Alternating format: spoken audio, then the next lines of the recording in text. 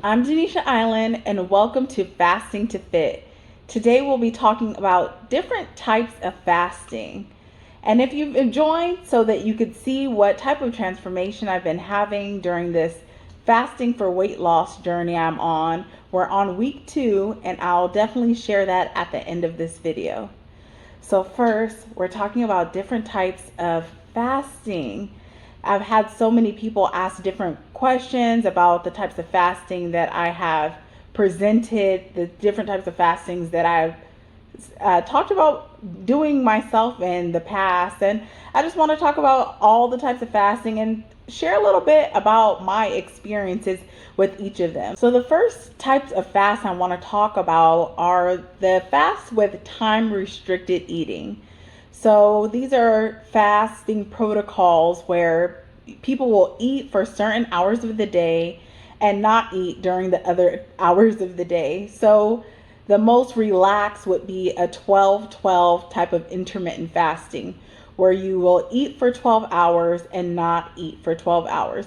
In terms of seeing the fasting benefits, the least restrictive protocol that you see is where people will not eat for 16 hours and eat for 8 hours. So maybe they'll start their eating window during noon, skip breakfast, eat at noon, and say that they'll eat from noon to 8 p.m. And that gives them those 8 hours that they eat and the 16 that they do not eat during a 24-hour time during a day. So those intermittent fasting hours can be reduced. You can say, okay, I'm going to eat only 7 hours a day. I'm going to eat 6 hours a day. I'm going to eat 4 hours a day and not eat 20 hours. So just during that 24-hour period of time, making sure that you have a certain amount of hours that you are not eating anything. And I know that also with that protocol, some people will do dry fasting during the intermittent fasting. So we can put the time restricted eating, those time windows, and put them in conjunction also with eating or not eating certain foods. So the second time restricted type of eating that people have like a protocol that they follow is 1 meal a day. And I personally have seen results with eating 1 meal a day. And so you will not eat for maybe 23 hours, and then during that 1 hour you'll have your meal. And because of what happens to your body during the fasting process, you do have the benefits of fasting, though you are eating that one time of day. Things like decreasing insulin resistance, allowing for your sugar reserves to be able to be depleted, and so that you get that fasting effect even though you're fasting for 23 hours and eating once a day. So before I started this channel, the week before, I actually did what is 1 meal a day OMAD fasting, and I was able to lose 10 pounds even though I was still eating once a day and drinking that one time of day. And I believe it's very sustainable. It's been sustainable for quite a few people, knowing that, okay, every day I'm going to eat on my lunch break, or every day when I get home I'm going to have that one meal at the end of the day, and making sure it's something that is nutritious, something that is satiating, something that helps their body, helps them to be able to get the nourishment that they need. So OMAD has been awesome for me. One thing I can say for that protocol, though, is when I was doing OMAD, I was trying to eat all 1,600 calories at one time, and that would make me tired. That would make me exhausted. So when I was doing this protocol and eating maybe 600 calories, 700 calories during that 1 hour eating window, it was so much better on my body. I didn't get tired. I was not getting sluggish. I was energized. I was excited. So that is one of my favorite fasting protocols. So not all fasting protocols have to do with the times that you're eating, like intermittent fasting and OMAD, but there's also fasts that have to do with what you're eating. So one of the fasts that many people that I know do are fasts where they only eat fruits and vegetables.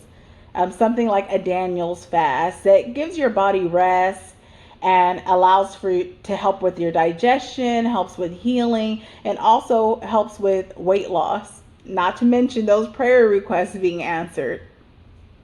So restricting, and I've seen where some people will only eat grapes for 10 days and just seeing the healing benefits that they get from that. While I'm not so much of a person who likes to only eat fruits and vegetables, I was able to do this fasting for 40 days, and this was in 2015, and it was so beneficial. I had so much mental clarity, I would say revelation, a little more understanding of the things that were happening in my life during that time.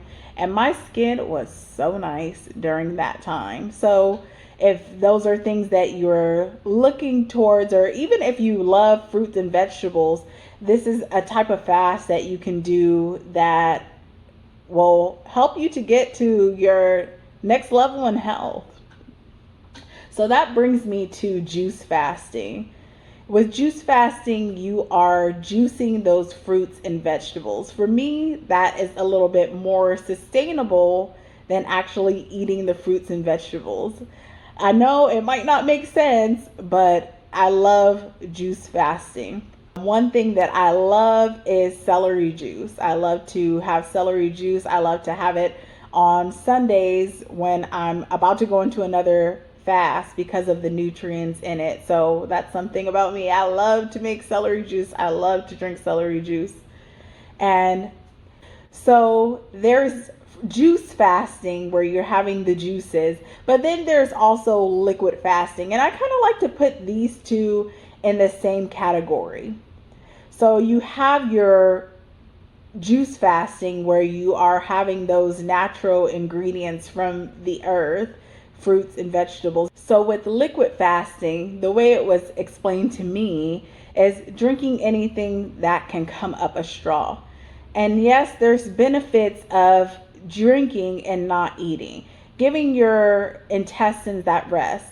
When you're not chewing, when you're not digesting, your intestines have so much time to rest, whereas so much of our energy is actually used during digestion.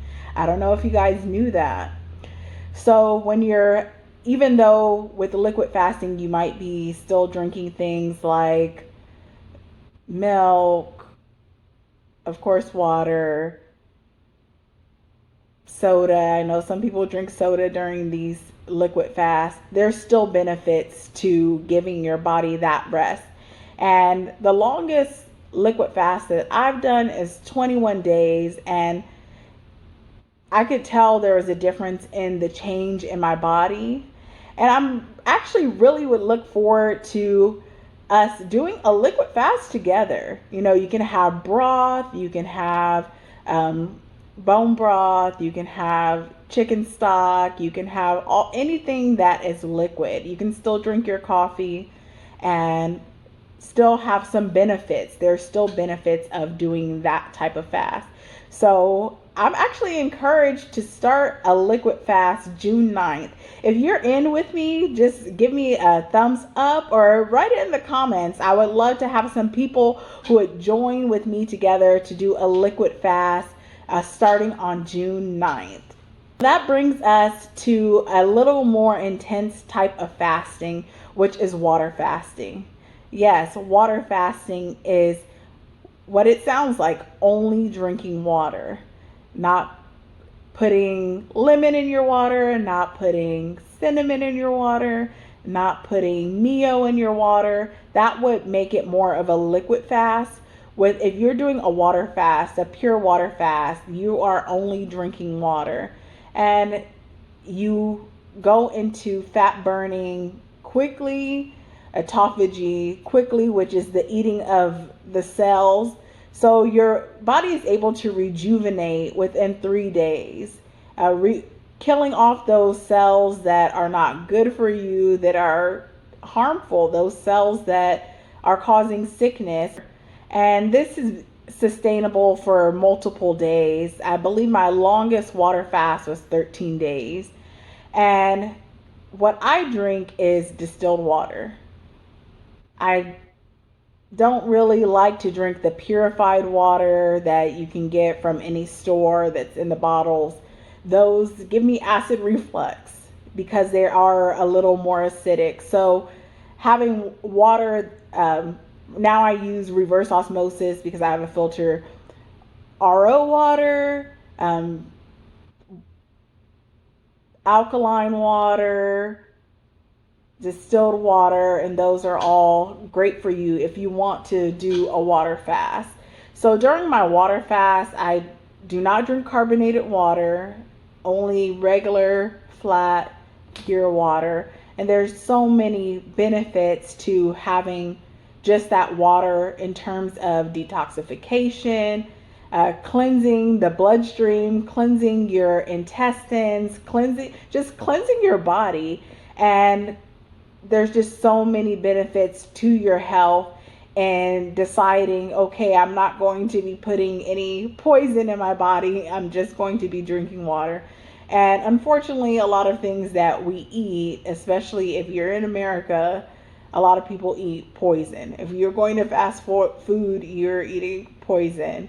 If you are eating a lot of processed food, you're eating poison. So just being able to have that water and taking that time to detoxify. And it may be that you do this 3 days quarterly, 4 times a year, and see the benefits that happen in your body, how sickness is not able to form in your body the way that it likes to, the way that poison we're putting in our body would cause it to be if we had not done the fast. So no, I'm not telling you to keep eating McDonald's. And I'm not just bashing McDonald's, but not eating fast food and then drinking the water just to nullify it. But we are saying that we're here for weight loss. We're here really for healing, for a change of mind, just having our whole lives change during this time, because we decided that we are going to fast and have our lives rejuvenated through it.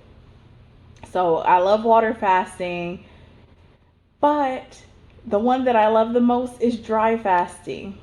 So for me, I rather do dry fasting than water fasting, just because when I am dry fasting, I don't get hungry. Water fasting, it's like levels. Water fasting, you think about food. Dry fasting, you might think a little bit more about drinking. So talking about dry fasting is having no food and no water for whatever length of time that you have chosen. So you can say, I'm not having any water or food for 24 hours. I'm not having any water and food for 48 hours. I'm not having water and food for 72 hours. And I know many people will do the 72 hours and then refeed safely, and then go back and do another 72 hours and refeed safely, and allowing your body to heal. So also a big part of fasting is the refeeding. That is probably the most important thing, more than people getting sick or injured, or it can cause death, is not the fasting portion, but the refeeding portion. When you go back to eat, allowing for your body to get those nutrients back. Say you're doing a dry fast, just drinking again slowly, not just throwing food back into your system. After the fast, your body is still detoxing. So even allowing for your body to have that process of healing after the fast, not only during your 3 days of fasting, but 3 days after that, knowing that, okay, the toxins are still coming out. So I encourage you to fast safely if you are desiring to fast. If you have any questions, write them in the comments, and I love to share. I love to talk about the different types of fasts that I'm doing, and I just want for us to all do it safely and with knowledge. Research, research, research. I am not a doctor, so I encourage you to research and even work hand in hand with your doctor. Okay, so maybe this is what you've been waiting for, my week 2 results.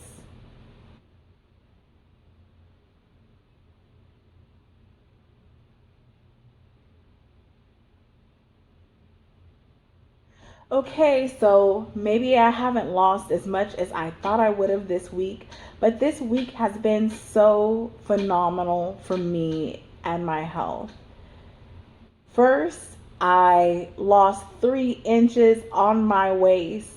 So sometimes we think so much about the scale and what the scale is telling us, but I know that you can also have a shrink week where your body is beginning to shrink. You start reducing in inches. So I'm thankful for that. I even saw that my forearms are getting smaller. And that's something that, I never thought of. I'm seeing parts of my thighs that I have not seen for years. And just enjoying and being thankful for the little things. My skin got so clear this week. I was having so much just patchiness and breaking, especially on my forehead, and I'm thankful that that is gone. Starting a channel knowing that you have a blotchy forehead is not fun. So I'm happy that at least my forehead is not dry and scaly and blotchy anymore. Another thing that I can say for this week is my own detoxification was making me sick. Yes. On Tuesday, right after that walk, I just felt like, my own smell just so bad. Usually I get home and I kind of relax for like 10 minutes before I go and take a shower. But because I was releasing so many toxins, I just had to like jump in the shower because it was physically making my stomach nauseous. So yes, that's something that happens with fasting. Not only do you detoxify more, but your sense of smell is a little bit more activated. So on Wednesday, I did break my fast. I had some fruit. I was having a little bit of digestion issues, and I felt like I had bricks in my stomach. So one thing that I said when doing this channel is that fasting is versatile. You can have it in your life and work it for you. And I ate some fruit and my digestion got so much better, and I still had water during that day, and I continued with water fasting until now. So I did dry fasting for 2 days, broke my fast, ate, felt better with my digestion, and have continued with water fasting, and I'm completely satisfied with my results, knowing that after you rehydrate, you gain weight back, you have to lose that weight, and I'm happy with my numbers. So I look forward to next week. I look forward to actually losing more next week, knowing I shrunk this week. Those pounds must come down next week. I look forward to seeing you all. Please don't forget to subscribe. If you like my video, please give me a thumbs up. And don't forget to let me know, are you in with me on doing a liquid fast from June 9th? Well, have a great day, and I'll see you guys next week.